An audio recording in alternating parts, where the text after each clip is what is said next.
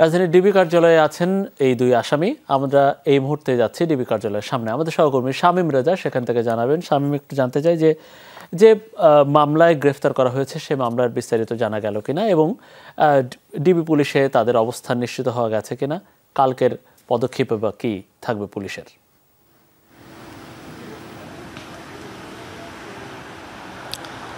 হ্যাঁ মনির, ডিবি কার্যালয়ে এসে আসলে আমরাও শিওর হতে পারিনি যে তাদেরকে ডিবি কার্যালয়ে নেওয়া হয়েছে কিনা।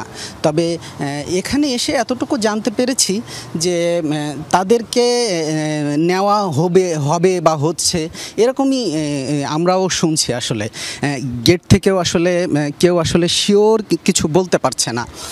আর সন্ধ্যার কিছুক্ষণ পরই তো আসলে সাবেক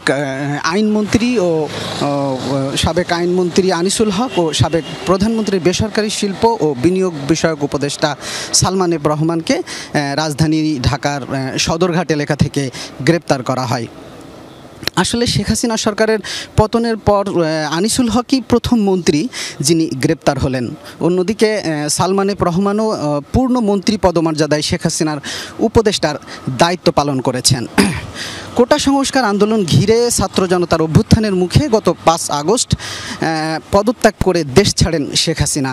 এরপরই শেখ হাসিনা সরকারের মন্ত্রী ও আওয়ামী লীগের অন্য নেতারা আড়ালে চলে যান। এরপরই আসলে আজকে সর্বোচ্চ পর্যায়ের কেউ গ্রেপ্তার হলেন।